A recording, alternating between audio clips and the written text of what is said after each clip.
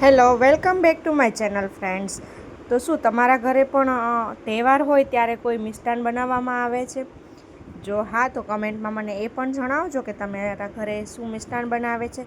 તો આજના દિવસે જે અષાઢી બીજના પર્વના દિવસે અમારા ઘરે સરસ એવી ખીર બનાવવામાં આવી હતી. તો એ ખીરની રેસીપી હું તમારી સામે શેર કરું છું. તો જો તમે પહેલી વખત ખીર બનાવતા હોય, જે પહેલી વાર શીખતા હોય, એના માટે ખાસ ઉપયોગી છે આ રેસીપી. જો એકદમ સરસ ઘાટી અને ડ્રાયફ્રૂટથી ભરપૂર એવી ખીર બનાવી છે. તો તે એકદમ ઠંડી થાય તો એ ખાવાની એક અલગ જ મજા આવે છે. તો ઠંડી ખીર તમે એક વખત બનાવી અને ફ્રીજમાં ઠંડી થવા રાખી દેશો તો એ ખૂબ જ સરસ બનશે. પણ ડાયરેક્ટ આપણે ગરમ હોય ત્યારે ફ્રીજમાં ન મુકાય, એટલા માટે આપણે ક્યારેક બારે પંખામાં છે કે કોઈ બીજા વાસણમાં પાણીમાં રાખી અને એવી રીતે પણ તમે તેને ઠંડી કરી અને પછી તમે એકદમ ઠંડી બનાવી અને પછી ખાશો તો ખૂબ જ મજા આવશે. આ ચિરોડી છે, એમાં ચિરોડી પણ ઉમેરી હતી, તો એનો ટેસ્ટ પણ ખૂબ જ સરસ આવે છે. તો આખી રેસીપી આપણે જોવા માટે તમે વિડીયોને કન્ટિન્યુ રાખો તો હું આગળ જતાં તમને હવે તેની રેસીપી પણ બતાવી દઉં છું. તો આપણે આજે તહેવારના દિવસમાં આપણે સરસ એવી ખીર બનાવીશું. તો તેના માટે મેં અહીંયા બાસમતી ચોખા લીધા છે. તમે સાદા ચોખા પણ લઈ શકો છો, જીરાસર પણ બાસમતી ચોખા લેશો તો તેનાથી ખીર ખૂબ જ સરસ બનશે. એટલા માટે મેં અહીંયા બાસમતી ચોખા લીધા છે અને તેને એકદમ સરસથી પાણીમાં 2 થી 3 વખત આવી રીતે ધોઈ નાખ્યા છે. અને ઘણા લોકો તપેલીમાં આવી રીતે બાસમતી ચોખાને, જે આપણે કહીએ કે ઓસામણ કરીને કરતા હોય છે. તો મેં અહીંયા નવી રીત તમને બતાવી છે કે હું અહીંયા કુકરમાં કરું છું. આવી રીતે કુકરમાં પાણીને મેં ઉકાળી લીધું છે, ત્યાર પછી મેં એમાં ચોખા બનાવી લીધા છે. એ બની ગયા બાદ આપણે છે ને એક તપેલી લેવાની છે. તો એમાં ખાંડ ઉમેરી અને એકદમ સરસથી આવી રીતે ચોખા બધા છે તેને મિક્સ કરી લેવાના છે અને ખાંડને પણ આપણે મિક્સ કરી લેવાની છે. મેં અહીંયા 1.5 વાટકી ખાંડ લીધી છે. હવે મેં અહીંયા દૂધ લીધું છે,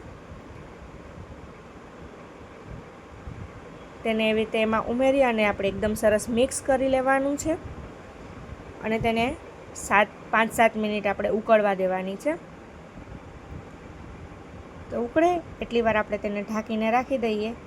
અને એનો એકદમ સરસ કલર આવે એના માટે એક મેં અહીંયા નવી તમને ટિપ્સ બતાવું છું. તો જુઓ, આવી રીતે એક વાટકી લેવાની છે અને વાટકીને એકદમ ગરમ કરી લેવાની છે. એ ગરમ થઈ જાય ને ત્યાર પછી આપણે તેમાં છે ને આ જે કહીએ કેસર લેવાનું છે અને તેને દસ્તાથી ખાંડી નાખવાનું છે, એકદમ ભૂકો કરી. અને પછી આપણે તેમાં થોડું એવું દૂધ ઉમેરીશું, એટલે એકદમ સરસથી એ બની જશે કેસરી અને કેસરનો કલર પણ સરસ દેખાશે. તો જુઓ, મેં આવી રીતે તેને કેસરને ખાંડી લીધું છે.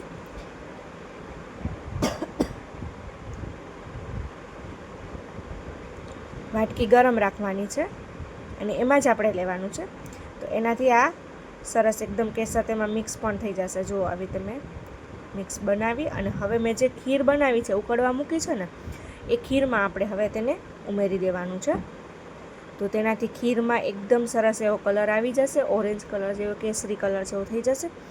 એટલે આપણે કેસરવાળી ખીર સરસ બનશે. તો તમે આ એક ટિપ્સ છે એને પણ જરૂરથી ટ્રાય કરજો. તો જુઓ, આવી રીતે મિક્સ કરી લેવાનું છે. હજી જુઓ, પાકી નથી.